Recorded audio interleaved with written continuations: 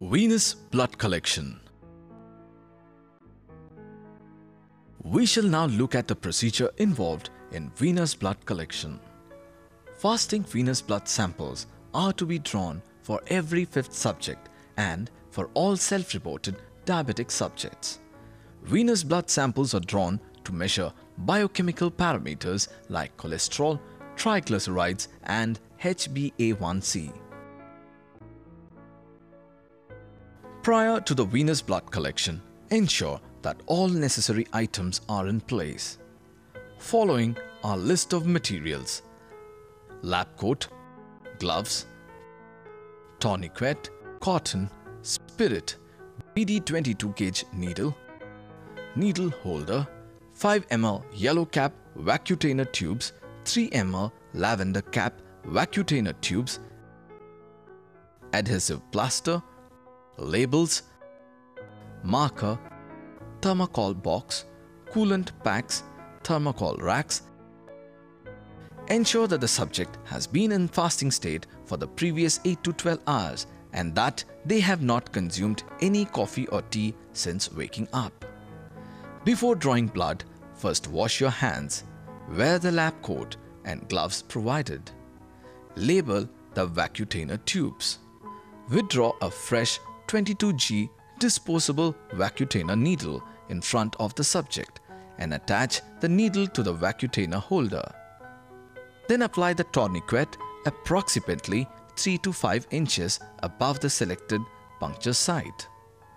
Request the subject to make a clenched fist. Then, using your index finger, identify the antecubital vein and palpitate the most suitable site for puncture.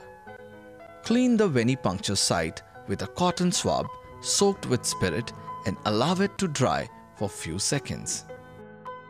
Then place your thumb about 1 to 2 inches, that is approximately 2.5 to 5 cm below the venipuncture site, and use it to draw the skin taut, that is stretch tight over the vein. Next, ensure that the subject's arm is either in a flat position or slightly slanting downwards to facilitate the entry of the needle into the vein. With the needle level upward, enter the vein in a smooth continuous motion. Once blood begins to flow into the needle, attach the vacutainer tubes. The blood flows into the vacutainer and replaces the vacuum present inside the vacutainer. Once the vacutainer is filled with blood, the blood stops flowing into the vacutainer automatically. Blood is first collected in the yellow vacutainer tube, and when it's filled, it's detached gently and the lavender vacutainer tube is attached to the needle holder. Care should be taken to ensure that there is no change in the position of the needle or the needle holder until venous blood collection is complete. When the last sample has been drawn, remove the needle quickly and place a dry cotton wool swab over the venipuncture site. Request the subject to hold the cotton wool swab in place for 10 minutes, applying slight pressure on the venipuncture site. Discard the used needle into the container provided with hydrochloride solution for disposal of sharps and then into the disposal bag. After blood collection, invert the yellow capped 5 ml vacutainer tube gently 4 to 5 times without shaking it. The lavender capped vacutainer tube needs to be similarly inverted 8 to 10 times without vigorous shaking. Following the 10-minute application of pressure over the venipuncture site, discard the cotton swab in the bag provided for disposal of biological waste and apply an adhesive plaster to the puncture site.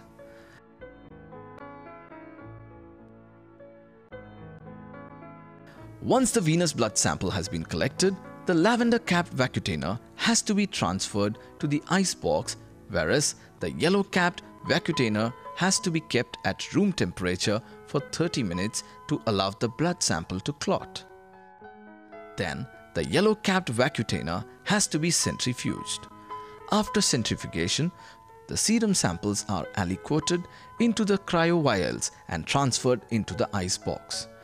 This procedure is followed if the facility for centrifugation is available at the blood collection site itself. However, if centrifugation cannot be carried out at the blood collection site, the following procedure is to be carried out. Once the venous blood sample has been collected, transfer both the lavender-capped and yellow-capped vacutainer tubes into the ice box and carry to the place where centrifugation will be done, that is, a nearby lab or the place where the team stays. Now only the yellow-capped tube has to be taken out of the ice box and allowed to remain at room temperature for 30 minutes, after which it has to be centrifuged and aliquoted. The lavender-capped tube need not be kept at room temperature. It has to be uncapped and aliquoted into the respective cryo tubes. Kindly note that in an additional 80 subjects, blood will be drawn for quality control.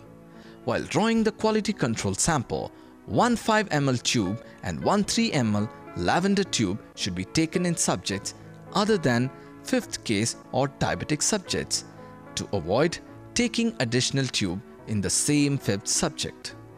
This quality control sample pertains only to the northeast component of the ICMR in the AB study. Do's for venous blood sample collection. Be sure of where the vein is located before puncturing. Fix the needle in front of the subject.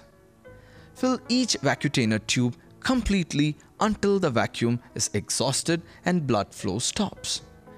Always wear the lab coat and gloves. Follow the correct order of draw, yellow, then lavender when drawing the samples. Label the tubes before collecting the samples. Invert the yellow-capped 5 ml vacutainer tube gently 4 to 5 times without shaking it. The lavender-capped vacutainer tube needs to be similarly inverted 8 to 10 times without vigorous shaking. Make sure that the temperature of the ice box is between 2 to 8 degrees centigrade.